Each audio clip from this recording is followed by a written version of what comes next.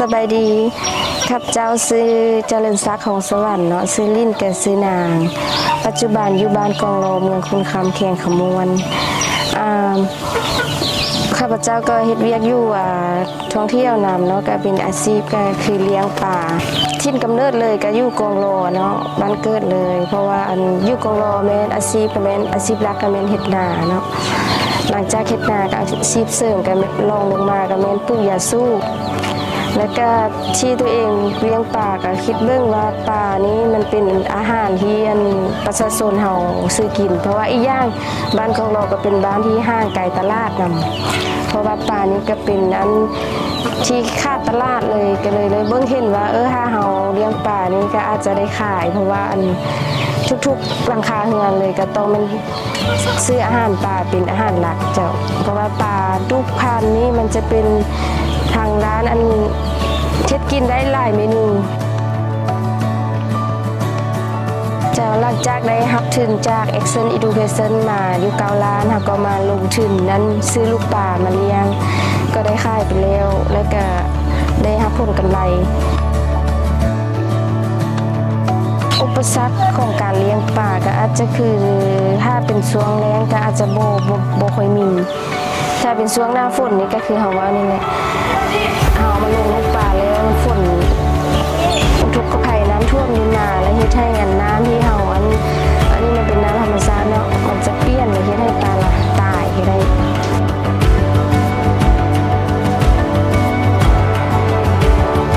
ป้องกันก็คือพยายามบ่ให้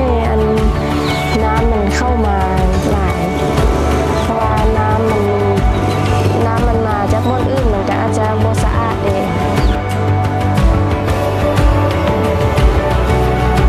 ความภูมิใจและความสำเร็จของการเลี้ยงปลาได้แก่ที่ว่าเฮาเลี้ยงออกมาแล้วมันได้ขายเนาะมันก็มีตลาดของฮักอยู่ว่าเขาเจ้าก็ซื้อปลา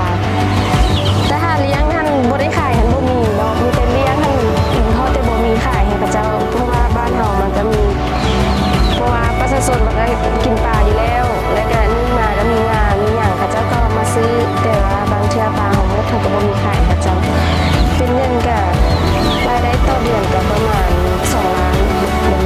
ก็มันก็สามารถมาต่อยอดให้เฮาไปเฮ็ดอันอื่นก็ได้ที่หลากหลายอาชีพแล้วมันก็สามารถเฮ็ดให้ชีวิตครอบครัวของเฮามันดีขึ้นถึงตอนนี้ก็พอใจในทุกสิ่งทุกอย่างอยู่แล้วแต่ว่าสิ่งนี้ความฝันเฮาก็อยากศึกษาทำเรียนเติมอีกบ่ว่าจะเป็นเรื่องหากันการปลูกฝังแบบว่าแม่นอย่างไรก็เรื่องการบริหารและก็เรื่องการพัฒนาชุมชนความเป็นผู้นำกันอย่างยักศึกษาถึงอีกเพราะว่าเฮาได้รับโอกาสแล้วก็อยากให้คนอื่นทางได้รับโอกาสคือเฮาเพราะว่าจุดมุ่งหมายเฮาอยากพัฒนาให้สาวนุ่มแม่หญิงท่านมีเป้าหมายและมีชีวิตที่ดีคือกับเฮา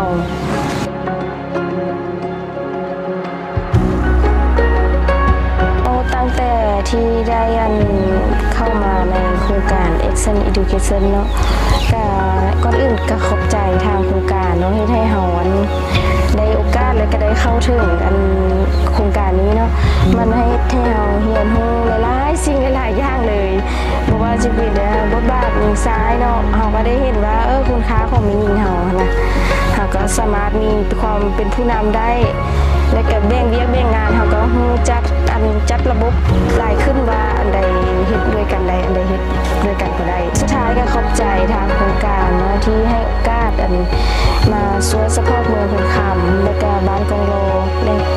เพราะว่าโอกาสโครงการนี้เพิ่นก็เห็นความสำคัญของชาวบ้านเฮาเนาะเพิ่นก็ได้สนับสนุนมาทางกลุ่มสหพันธ์แม่หญิงก็เฮ็ดให้เขาเจ้าไปต่อยอดในอาชีพของเขาเจ้าแต่กลุ่มเลี้ยงปลาก็เฮ็ดให้เฮามีรายได้มีชีวิตที่ดีขึ้นและก็อย่างน้อยๆก็